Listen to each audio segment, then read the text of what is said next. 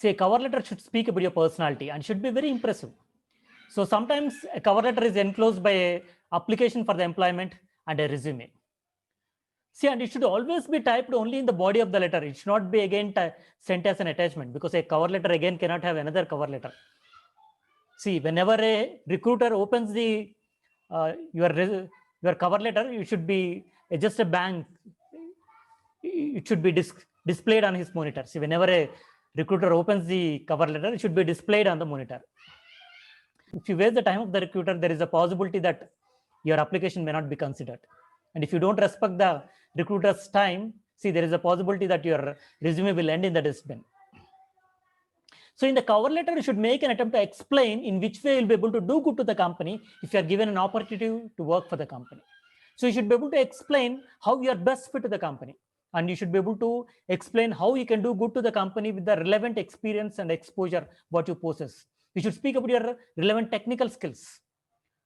So, but never mention how you are going to be benefited by the company. So you cannot mention that the company is nearer to your residence and that made you apply for the company. So you should always explain in which way the company or the recruiter is going to be benefited by the experience and exposure what you possess. And you should be able to explain, you should be able to tell them how you can do good to the company. So in the cover letter, you should explain how you are going to be an asset to the company. So how passionate you are about the job. See, to get success in any job, let it be related to any industry, what is required is the passion for the profession.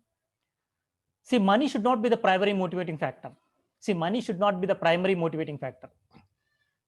And if you don't have the required passion, neither you will be able to get the success in the company, nor you will be able to survive in the company. So to get success in any job, what is required is the passion for the profession. And after completing the cover letter, also check for the grammar and spelling mistakes. So after completing the entire cover letter, so before hitting the send button, check for the grammar and spelling mistakes. See, I do understand language is only a vehicle to deliver the content. Yes, language is only a vehicle to deliver the content, and the employer or the recruiter may not expect you to have a complete knowledge regarding the future perfect continuous tense, but you need to know the basic things, present tense, past tense, and future tense. So after completing the entire cover letter, before hitting a send button, check for the grammar and spelling mistakes. See, recruiters, they would be having hundreds and thousands of resumes, and unless until your cover letter is very impressive, you cannot expect a call from the recruiter. And again, see, the cover letter, it cannot be same for all the companies. See, even I'm into training and placements, and many times I've seen, see, people don't even have patience and time to send a different cover letters for different jobs. See, a cover letter should be adjusted according to the requirement of the company. For example, when you go for a call center job, so what is required to get into a call center? So what exactly is the nature of work in a call center? See, you need to interact with the customers. So you need to mention in the cover letter that you got a passion to speak and teach. So you need to mention the cover letter that you love to interact with people, and that made you get into the industry. And when you send a cover letter for a trainer job or a professor job or an associate professor job, what exactly is the nature of work? So you need to train people. So you need to mention in the cover letter that you love to interact with people, that you love to assist people, suggest people, train the candidates. So you need to tell them that I'm good in guiding people, assisting people, suggesting people, training people, and motivating and influence people. So all these qualities are required for a trainer. So I'm good in rectifying the mistakes of the candidates. So whenever you send a cover letter, it should be adjusted according to the requirement of a company.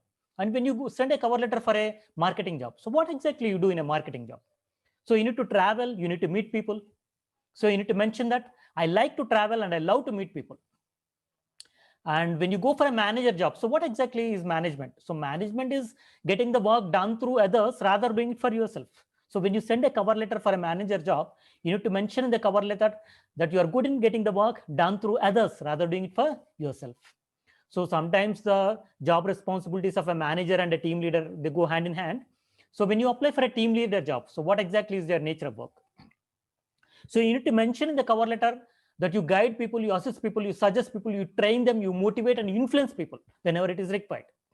And you also rectify their mistakes. So all these things are expected by a team leader. because he should be able to work well in a team, and he should also be able to look after the team. So he should be able to guide them, assist them. He should be able to suggest, train, motivate, and influence people. If you don't possess these qualities, you will not be made as a team leader.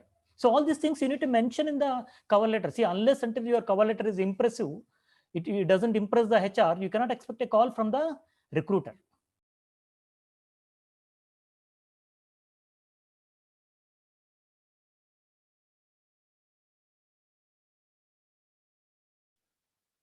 So I'm signing out till we meet again. Bye for now. Have a nice day.